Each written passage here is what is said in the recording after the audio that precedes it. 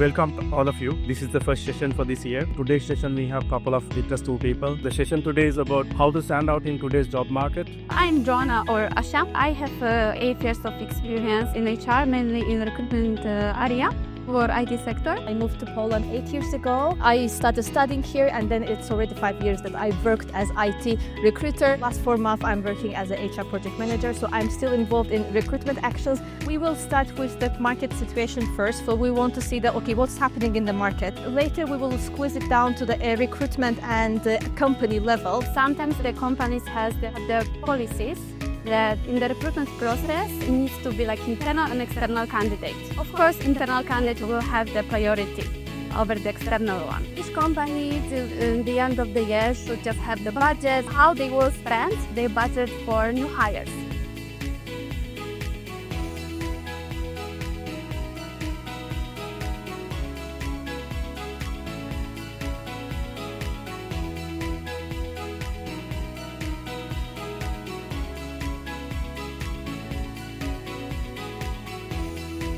Welcome to all of you guys. So we are doing our 5th guest speaker session, and we did a couple of series of guest speaker sessions during the last year. This is the first session for this year. What we are trying to do is we actually community driven activity for the moment. We do something called Expats in business for the community, and what we are trying to do is we have several sessions which I'm going to explain to you guys shortly. But on today's session, we have a couple of interesting people, which is Hokoma and Asha. So I'm going to talk to you about that as well. Before we go through all of this, let's understand, what is the why we have this session today, what is the topic, etc. So the session today is about how to stand out in today's job market. So I'm Z. I'm the founder of this session, Expats in Business. And we have many more contributors as well, making this event successful. So let's go to the speakers directly. I will introduce Joanna. Can you please come? My name is Asha Hokuma, but we will introduce ourselves a little bit later. So Z, thank you for hosting us today. It's a pleasure to be a part of Expats in Business community. And maybe some technical details. We will provide agenda. But during the session, if you have any question, just keep it in mind because we will have Q&A session in the end. I'm Joanna or Asha. I have 8 years of experience in HR, mainly in recruitment area for IT sector. And what is crucial here, I have been working in a product companies and also outsourcing. So based on our experience now, we can say from different perspective how the recruitment process looks like, process itself. And I'm also expat myself. I'm originally from Azerbaijan. I moved to Poland 8 years ago.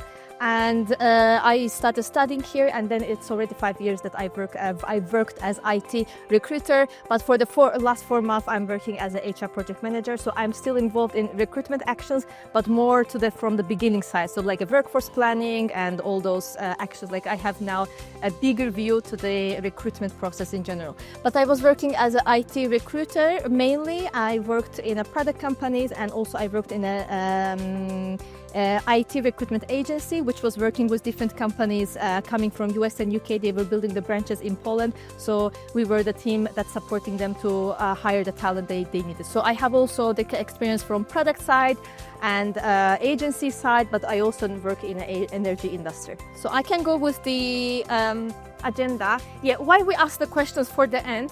So why we ask for the questions in the end? Because we have kind of a flow to our slides.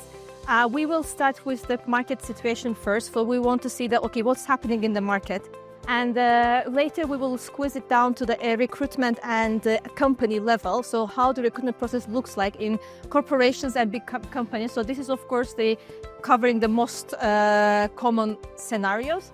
And also we will squeeze it even more down to the individual level, which is about you, who is looking for looking for a job, or you in general search the market. That's maybe in the future you can find a nice position for yourself. So here we'll talk about the CV, LinkedIn, etc. So Let's start without losing time. Welcome to employer-driven market. So what it means is that basically the rules, the benefits, salary packages, all those main things are mainly dictated by the employers right now. So when I started my career, I started in 2018, and it was still like the beginning of the employee-driven market. So when I was already like in this industry, there was a boom. There was like a talent shortage, meaning that there were more positions available in the market, especially in IT field, but there was less candidates.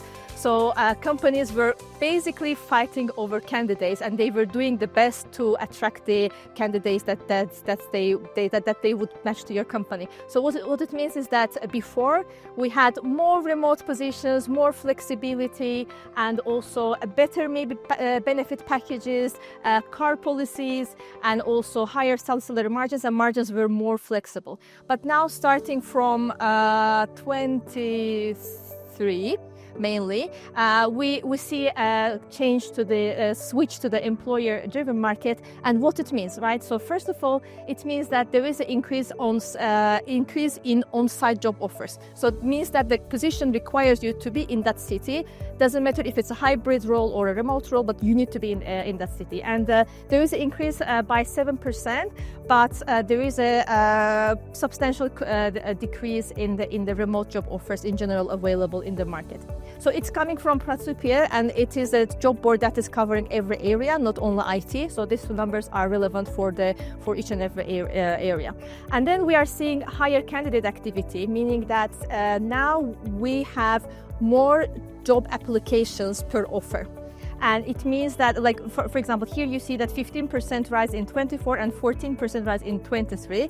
I will show you the example in later slide, but this also affected very much IT sector as well, and we see here there in general like a percentage of IT offers in the market was 13% in 23, and last year it is 9%. Now if you go to the next slide, because I want to show the example, because 13%, 14%, it doesn't sound much in general, but in reality, it has a very much effect on recruiters' daily job and the number of applications they view. For example, if for one finance accounting role, if we would receive 100 applications in 22, right now we are receiving 171. Applications based on the numbers that I showed. And consider that one recruiter doesn't work on one role. They usually have 5 roles if in best case scenario, right? If they have a great work-life balance, etc. But in general, usually we are working on 15 open positions at the same time. So you can imagine that how big difference it makes, and how big pool you are competing right now. And yes, IT sector, unfortunately, because IT sector is very close to my heart, and they are experiencing even the worst of it, and they have a 56% more job application per job offer on average. Why I'm showing this to you? Because it is actually depressing. It is reality, but it is depressing. But the thing is that you are applying to the jobs, and you have the right to know what's going on in the market, and problem is not you, right? Or you are not the problem. So the fact that, for example, this survey it was run in IT field. So they asked IT engineers, how long have you been unemployed or had no job offers in mind? And it is, for me personally, it is crazy to see that IT person, engineer, developer had to wait 3 to 6 or even 6 to 1 year to get one job offer. And it is even worse in other areas, especially now. Imagine the case for juniors, for interns, right? It takes even more time. And I just want to say you that you are not the problem. It is the market. It means if you were applying for 100 jobs, for example, to land an offer, now you need to offer, for example, twice more.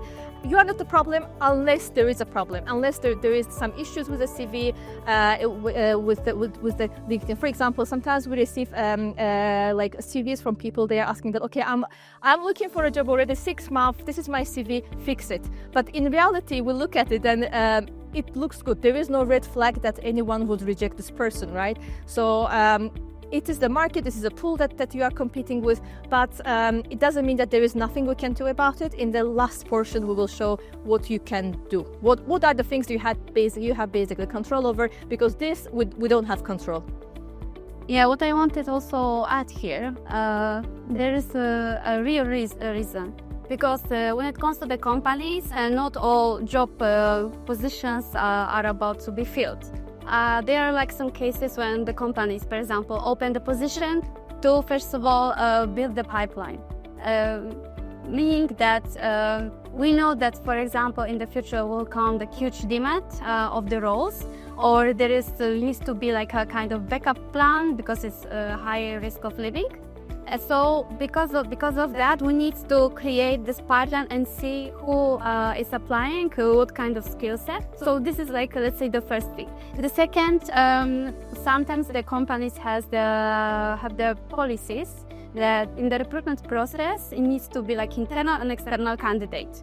So of course, internal candidate will have the priority over the external one. Why? Because we want to always keep the employee right in the company. And the third reason, I believe that not everybody is aware of it. It's also hard to kind of figure out. But when you apply for the position, you don't know in which stage the recruitment is already. If it's about to be end, or you applied and you are, let's say, your CV is like on the 10th page in application tracking system, right? We as the recruiters in general, we don't have the time and power actually to check all CVs.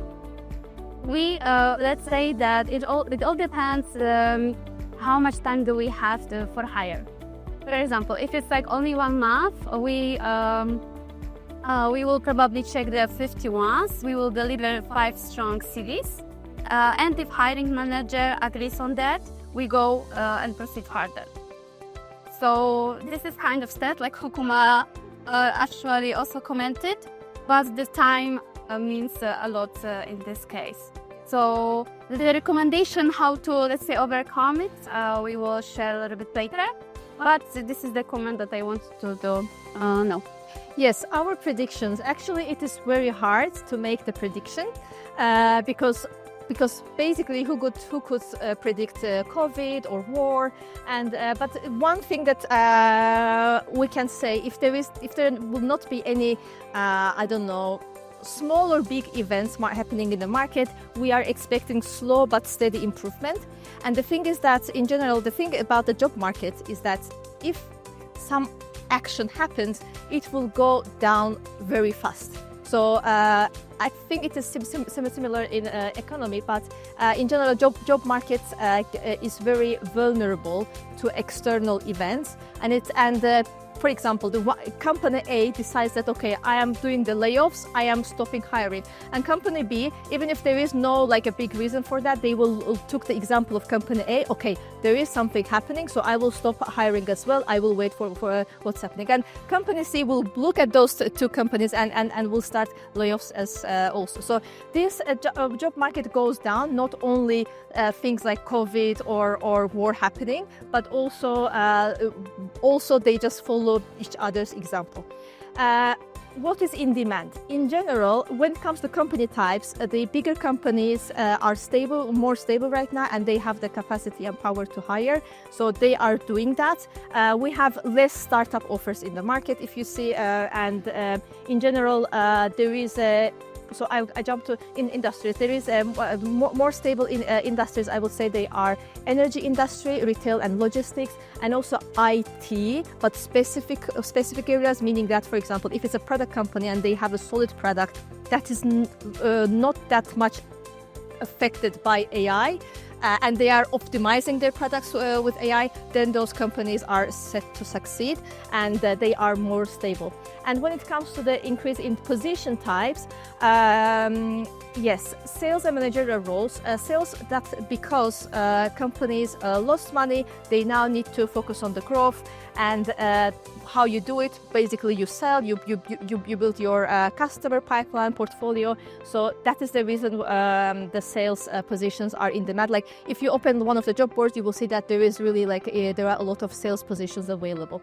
And managerial roles, there is some demand. It's not like huge, but basically after the layoffs, companies are leaner, and they want to have the best people in the leadership so that they can keep the rest of the talent. They don't want to lose it because those decisions were made very carefully. Okay, which teams are going to laid off and which teams are going to stay. So it's important for them that those teams really stay and they don't get affected. So they are looking for strong leadership and charismatic leaders that they can develop their teams to further. And data roles, well, they are always in trend, doesn't matter the time, especially now when it comes to the importance of the risk management, data risk analysis, analyzing, etc. So those, data is always a trend. And yes, that is all for this slide. But in general, when you don't know, if you are picky, right? If you are not in need of a job right now, but you are picking the company, okay, I want a stable company, you just look at their products and see that, okay, will people need this product in bad times? From energy industry, people will need it. We always need light, we always need the machines, so energy industry is always in it. And this way you can analyze, okay, will this be needed still when there is a war, there is like a crisis, there is inflation. So this way you can analyze actually if it will be a good choice to move. Okay, so with Okuma you had like introduction about the market itself, how it looks like. And now we want to discover a little bit the recruitment process. Yeah, this is let's say what we put here on the slide. This is based on our experience. This is of course like only general recruitment process. It depends on the role, company, industry, and the current situation, right? But just to show you what is like behind the scenes. So once you apply, we prepared some steps, and we will go through those stages. So first of all, maybe this is something let's say like clear for all of you, but maybe not everybody had the chance to work with HR. So of course there is like a workforce planning. So each company till the end of the year should just have the budget, should have like the plan how they will spend their budget for new hires, right? If there is like any demand. Of course it depends, because if it's like outsourcing company, so the demand can come like from one day to another. Also I would like just to say that in this point, when you work like in a outsourcing company, sometimes it's the case that you like the company that you work for, so in the provider, because directly you work for the client. So it's like kind of first party and demand. So of course, I think it depends mostly on the product companies, because it's let's say easier to predict the demand. And of course we put here like the budget, because all depends on the money actually, and the budget constraints. Later on, let's say that we have basically the demand from hiring manager, so it lands in the recruitment team. A recruiter is responsible for creating or co-creating the job description, but also based on experience, like role, industry, they need to think if there is a talent within the company, or they need to go externally, right? Because here we include like internal and external process. So once we have the job description, it should be provided by hiring manager. Later on, we need to decide where to share our job ads, right? Or for example, if we know that it will be hard to collect the candidates pipeline, so we need to go externally and just go to the market and search for them. Next step, we put the applicants. So here what we want is to just highlight that the time is crucial here. Because if we have the demand and we have like 2-3 months only to hire, so probably we will focus our efforts on candidates who are located already in a specific place where we have the demand. So we put here like visa time to hire, because of course if you are like applying from another country, it will be hard to speed up the process because of the immigration office which not exactly sometimes in Poland works like it should. Next one is CV and LinkedIn review. We wanted to highlight here that we have active and passive candidates. So when we say passive candidates, we mean that people who we found mainly on LinkedIn, but it depends. If it's like IT, we are looking basically everywhere through even GitHub, Stack Overflow. We have our techniques. So the last one is interviews. But before interview, sometimes also company is sending like kind of test. It can be behavioral, it can be psychological, it can be even Excel. It's basically depends on the role. And when it comes to interviews, of course, well, ideally it should be like 2 or 3 interviews per role, right? But it all depends, I can say. I saw many recruitment processes which takes like 1-2 months, and it was like one interview after another, because you should meet team, you should meet another manager, or the manager, for example, is changing the team. So it all depends actually on the position. We put also like assessments, because during the interview it can be also the technical one, live coding, it can be business case. System design interviews for mainly architects and DevOps. For us, like ideally, timeline when it comes to the offer, to get the offer, it should be like from 2 to 4 weeks. We can't hear from the first interview, right? The first interview can be screening with the candidate, done by recruiter, or even sometimes hiring manager. Now the question is if really someone like experienced that it took like only 2-4 weeks, like someone was among you like hired immediately. When it comes to final stage, what is next? We would like to highlight here that decision maker, sometimes it's not, for example, the same person that it will be like your manager, or the one who really can, or like the manager who is speaking to you will not be the one who will be your resource manager in the future. Sometimes it's the case that you can have like even 2-3 more interviews, because for example, your hiring manager is not the one who takes the decision, right? So also here, it depends really on the company. Like I mentioned before, if the decision maker is the client, so even when you go through the recruitment process in your in this company that you apply for, you need to be accepted by the clients. And this is the final, let's say, stage. 2 more things, approval of offers and hiring process. Because of that, we highlight from 2-3 weeks from first interview to stage offer, because sometimes approval of offer can take even up to like 2 weeks. Right? This is like the standard approval path in the big companies. And of course, the last point is the hiring process, when both sides accept it and they proceed further with the documents and HR. So bottlenecks in recruitment. We wanted to highlight 3 things: communication, market knowledge, and long approval process that we mentioned. But the main point here is the communication, because how many of you, for example, were contacted on LinkedIn and you thought that maybe like the offer doesn't contain a lot of details, that you see only like the title, but when it comes to the description, it's like kind of poor and you really don't know what you would do on this position. It happened to me as well. So why does it happen?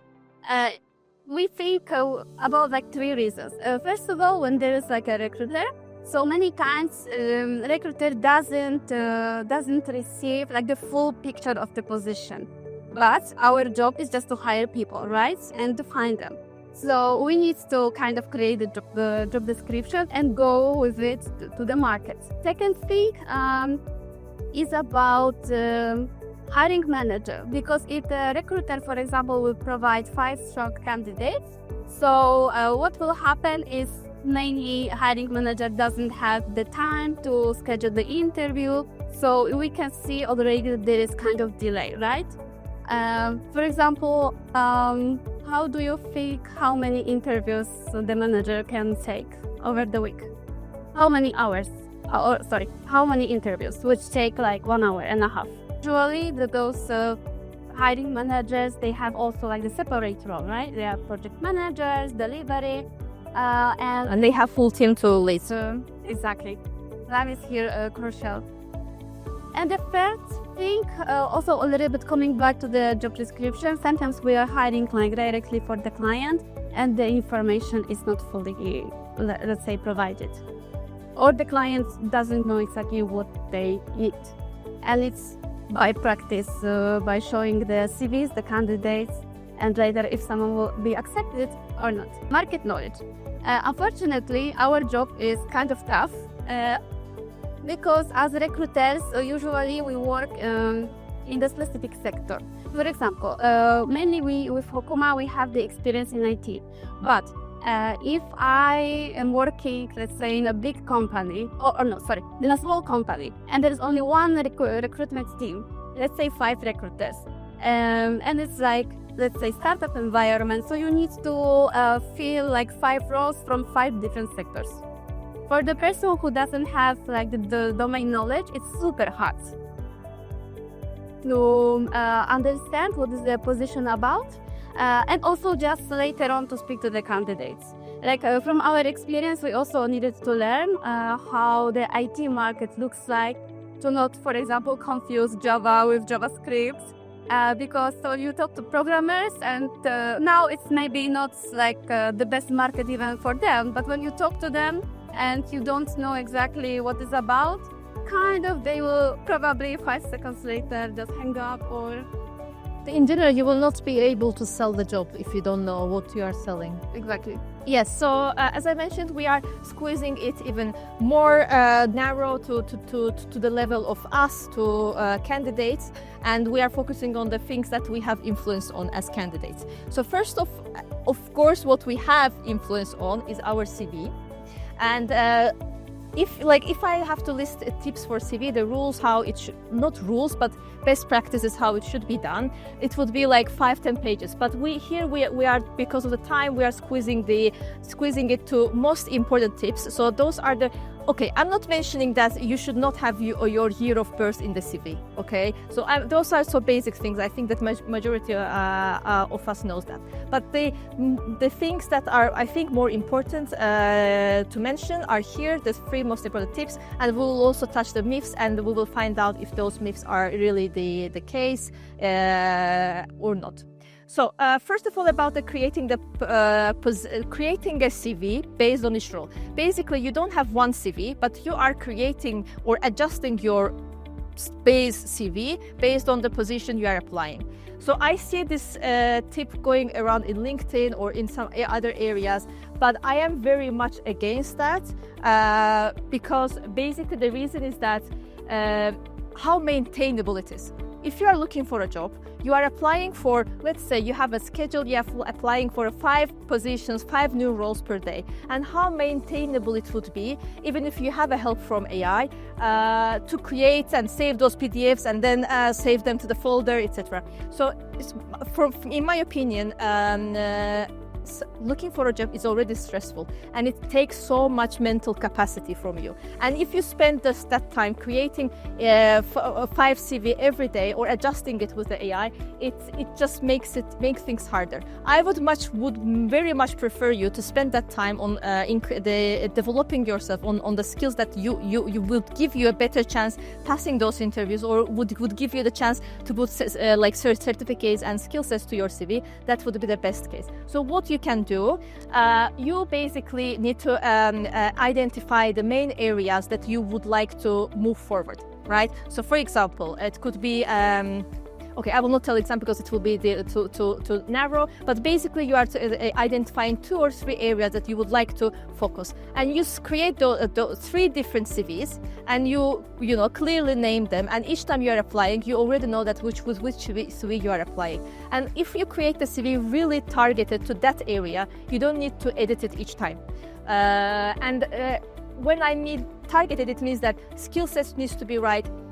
If you are applying for a recruiter role, maybe I don't care about the outside of recruitment experience that much if it's taking additional space in the CV. If you have some free space, etc. So I'm also the person that's against of putting non-job related hobbies to the CV, because basically it takes space. This is very valuable space that you would need. You could use it for very different and more valuable purposes. And yes, that is my advice. Yeah, that is more maintainable, right?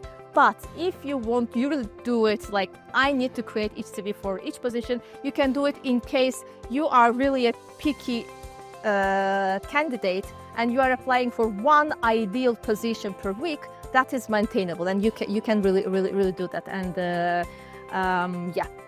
And when it comes to second parts of CV, this is basically, we know what are the parts of the CV, the name, surname, contact, experience, introduction, etc.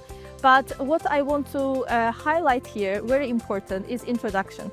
Unfortunately, a lot of CVs misses this part in their CV, and it misses because of it, they miss the opportunity to showcase themselves in this intro part.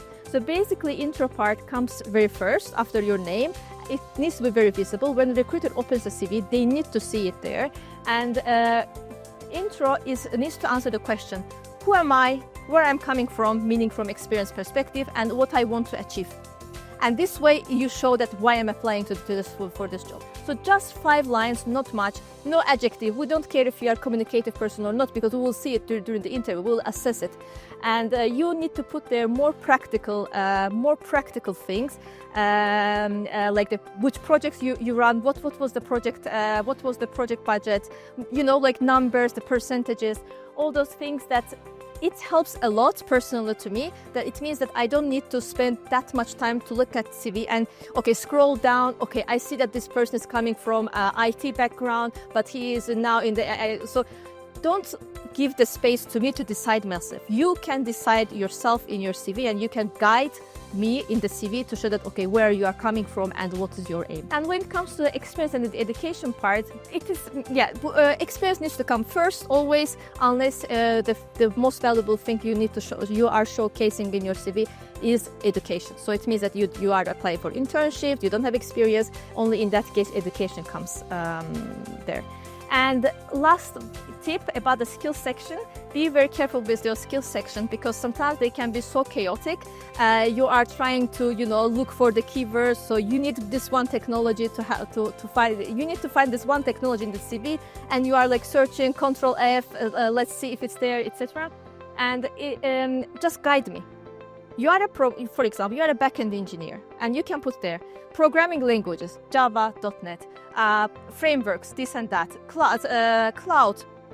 So you are kind of guiding me through your skill sets, and because you don't know who is going to review your CV. It could be an intern.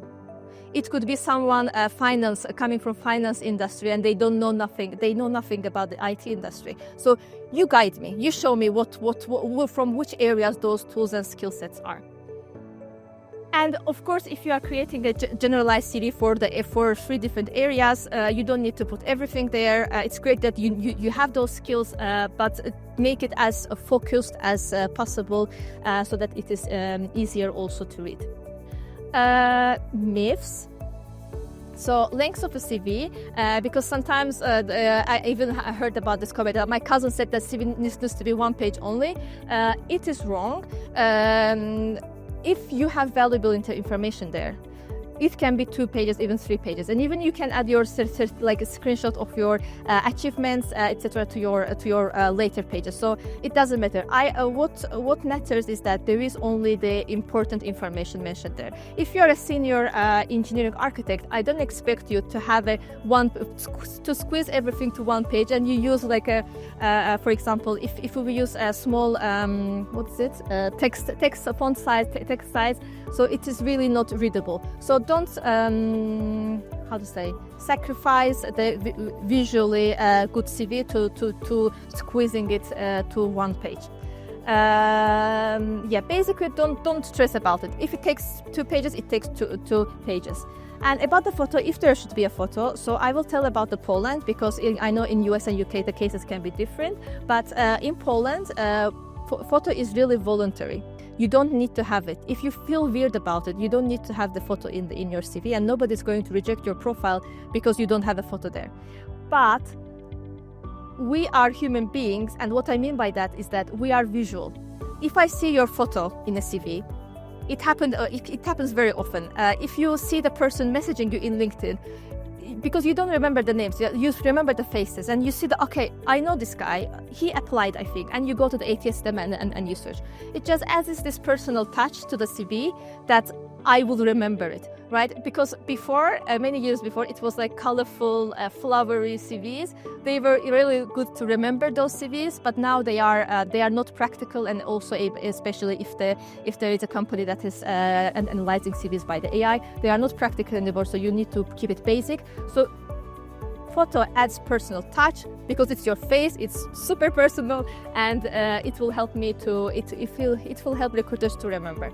And 6 seconds per CV. It is kind of true, meaning that we decide in 6 seconds if we are going to look through the CV further or not. So you open CV, okay, location, the experience, okay, 5 years, he has Java 8. Okay, so then if this 6 seconds is enough to identify is the profile I'm going to read further or not. If yes, of course, you spend more time, you check what is their motivation, why they are applying, from which industry they are coming from, because you also need this information when you are going to screen the person and ask the questions, right? So for sure we spend more, but if we are going to reject, probably it is 6 seconds. And I wonder, because probably I missed some things here. Is there any other myth you want to confirm if it's true or not? Have you heard any myths that, not myths, but information that is shared in LinkedIn or and you want to ask if it's true or not? Only important thing is that I want to see where you are based.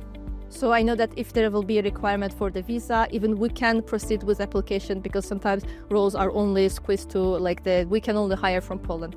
So only the where you are based now, and nationality, year of experience, and also if you are married or single, those information doesn't need to be there. And when you are putting the address, don't put the exact address, just the city and the country is enough.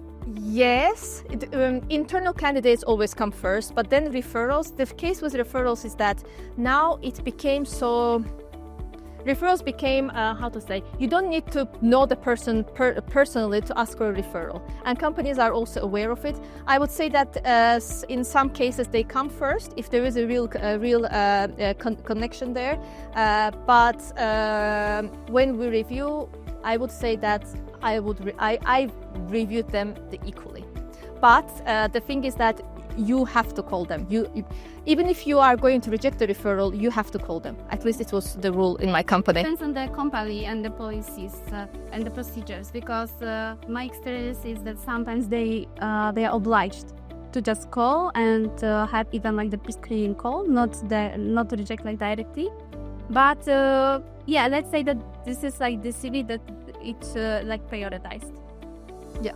But it doesn't happen always, because, as I mentioned, the number of referrals really increased because you can write someone in LinkedIn, just search for the company name and employees and ask for referral.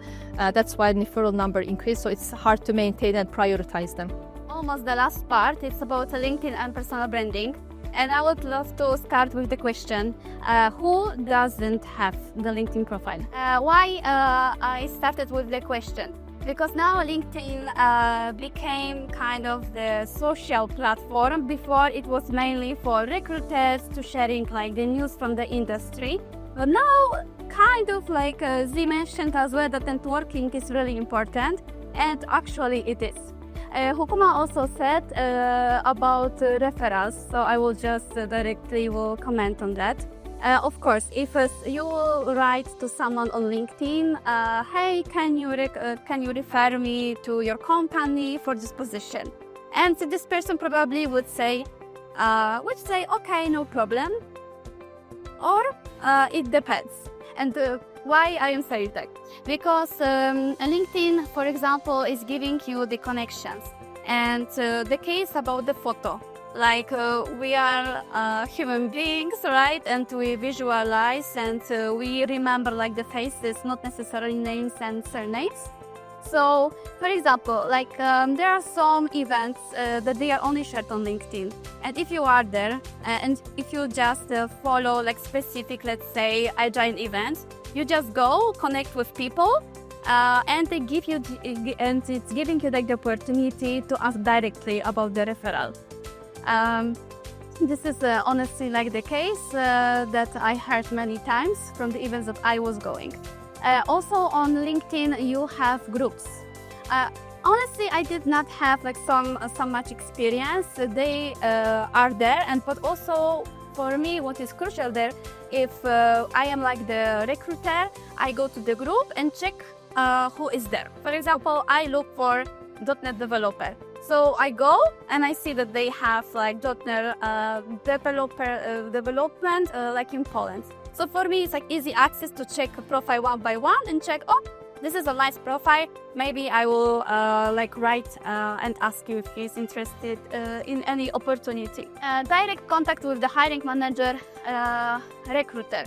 So when we are really interested in some companies, we can follow their page. Many times they share some additional like hints. So it's like super easy way to start the conversation with the manager, let's say, of department data and analytics. You can easily find it on LinkedIn, especially if he is like really active and he's posting a lot. So you can start to make kind of comments and later on just talk like in a private chat. The second thing, LinkedIn profile as a CV, and it was also like my question because ATS, the applications tracking system, sometimes it's not ideal. Sometimes the file that we set, let's say, somehow recruiter can't open. So what we do? We just go to LinkedIn. Or if you did not like put your LinkedIn profile in CV, so we just go to LinkedIn and we try to find you directly there. Honestly, as well, I received like many CVs which are not readable, really. Like everything, it's kind of without the structure. So for me, it's hard to follow whether the experience, education, skill set, and many others. It especially happens if you apply with a Word document, that it gets just mixed up. So yeah, just one note that make sure it is PDF. Which, what kind of tool do you have? So we go directly to LinkedIn and check. And for example, if I can't find you on LinkedIn, right? So what happened? It's like already delayed because I need to write you the email that you put in your CV, and I ask you for like the, let's say, new version, or just at least you can share with me the LinkedIn profile. So this is the case when you lose already the time when it comes to the recruitment process. And headhunting, a recruitment tool for recruiters. So I believe all recruiters now, or maybe 99% of recruiters, they look for candidates on LinkedIn. And they have premium account. So if you have like the premium account, you can look for candidates like really easy. We have like a lot of filters. We can find the candidates by keywords, location, seniority level, industry, or for example, what you have studied in the past. It's not premium, but it is a specific license only for recruiters. So it's called LinkedIn Recruiter. So it is totally different platform, but it pulls the data from LinkedIn, owned by LinkedIn. What is here the point? The point is that your CV should look kind of your LinkedIn profile. So if I can't find the information in CV, I will find it on LinkedIn, right? And for example, your LinkedIn profile, it's empty, and I am going like only externally. And sometimes even the companies, they don't share a job ad. We just look for people. Okay, so if you are not there, if you don't have like your profile is totally empty, I will not find you. And the third point, LinkedIn as a job board. So of course, if everybody has the LinkedIn account, you can go easily to the section of the job, and you can also use all filters possible to find for your, let's say, ideal position. But also it's the kind of we could share like kind of tips like how to look for specific position, because sometimes like if you open like the LinkedIn and the job section, you have like the top picks for you, right? But not necessarily they are like ideal for you when it comes to your skill set. So just a summary. If you have LinkedIn profile, just use it. If you are looking for a job, and like Hukuma said, you are picky, find the target companies, and then they start the networking with all those employees. It's like the easiest way to just go, connect, and for example, ask for the referral. We will not get through like all those job boards. They are like the most famous in Poland, especially Pracy.pl. And thinking about also LinkedIn, I want to just say, but not all companies use LinkedIn as a job board. One specific company, for example, is using only job ads on Pracy.pl. So probably it all depends on the budget and cost and where the recruitment team is located. But do you know, of course, OLX, right? You go, you buy and sell the products there. So I wanted to say that we need to be like really creative, because recently I realized that OLX has plenty of jobs, not only like the production or let's say like entry level, but also the executive ones. And those are the job ads from the companies that OLX have the partnership with. So I was really surprised. I am not sure if you are, but how OLX, let's say like the normal platform that you can buy and sell, can become like also a job board. And last but not least, companies' career websites. Can happen that, for example, the job ethics expired on LinkedIn or any job board. So you can go, let's say, not only check if you are interested in a specific company, you can just go directly to this company and they should have it on career site, like the all jobs listed, right?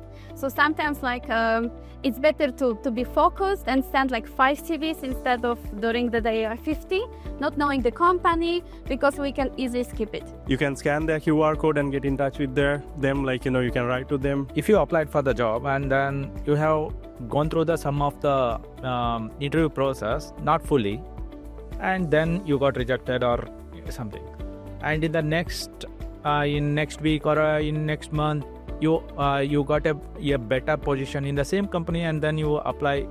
In that way, it is going to shortlist your CV, or it is once you have applied. So it once and you got rejected. Now there is a totally new position, and you are applying again, and you are asking if it's they will consider it again, or they are not considering for some period of time. Yeah. It depends on the company policies. For example, the companies I cooperated with, they had this 1-year policy that if you applied during the last 1 year and you went to the interview and got rejected, they will not consider your CV during the next 1 year. But not every company has such policy, so you can still, you shouldn't refrain from applying to the same company. So there can be disadvantages, but you should apply. Mm-hmm. Also, what I want to say, it depends how the recruitment team is distributed, right? Like how it's divided. Because if you, for example, apply for another team, maybe another recruiter will pick up and will check and say, okay, for the previous role, this candidate was not a good fit, but for this one, yes. So they would just call and just start the recruitment process. So like the summary, apply, and it depends. Yes. Okay, so is there any more questions? Like, because most of the stuff came from IT side of the stuff, right? Like, is there anyone who is not in IT or like, because IT, they took it as an example, yeah? I wonder if there is anyone from IT. Is there any people from IT, or like, what kind of a fields that you're in?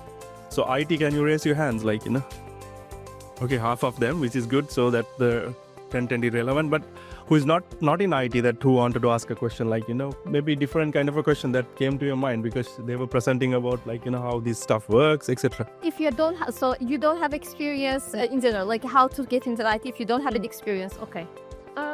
Only some certifications, but not work experience. Not working experience. Yes. The companies in general, they offer like many mentoring programs or like entry level. And at the beginning, for example, you are working like part-time, and this is kind of the internship. And later on, if you will, let's say, like prove that you are good at it, they can offer you a job. I can tell you like if it will be like after 3, 6 or 9 months, but it can happen. So in this case, I would recommend to look for like internships, like kind of mentorings. And how to find them. In general, you need to consider that it will take really a huge time, because even experienced engineers are struggling to find a position.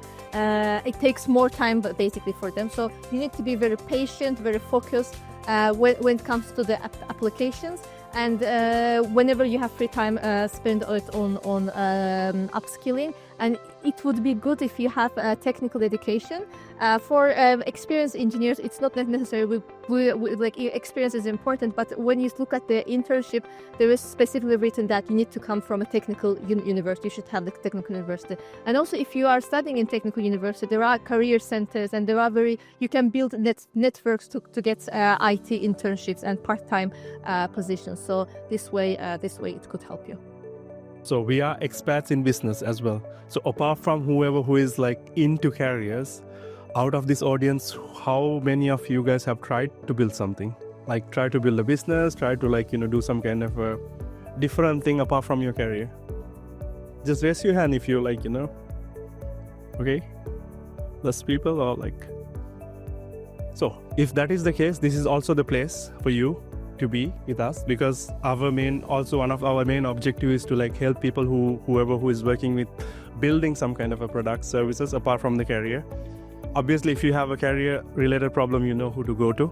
Yeah. But if you are trying to build something business related, also you can stay connected with us, because we have some kind of interesting sessions also upcoming, which on one of the sessions, someone is going to talk about how they started with a restaurant one more time. Yeah, because we had another interesting story, and then this person is a young person, so that you can learn from that as well, and a couple of more stories like about different areas. So I wish you guys will be connected. Hokoma and Asha, you have some final words before ending the session for today? In general, like what we have presented, it's like the part of what we really do on daily basis. When it comes to our clients, we work with them, of course, on CV, LinkedIn, and job search methods. It depends, of course, on the role, on what you are looking for. Later, market insights. So we specifically go into the industries. Like we said, we have mainly like experience in IT, but it's not a problem for us, because it's about how to search. And we can give you like kind of hints about keyword skills for specific position. And what we offer in general, and basically what we have with our clients, is that we combine and we provide like the complex solutions. So from CV, LinkedIn, to also salary margins, and also we prepare for interview for the, let's say, first one. And we will still be there for the next, I think, half an hour, right? So if you have some personal questions, like specific cases, feel free to approach. Okay, good. Thank you so much for being there. I hope you enjoyed this. Thank you so much. Good luck in your search. Be patient. It will be amazing. So thank you very much, Asha and Hokoma. If you have any problems, questions, you can go to our website and then have a look into our events. Yeah. Thank you very much, and have a nice day. So enjoy the talking.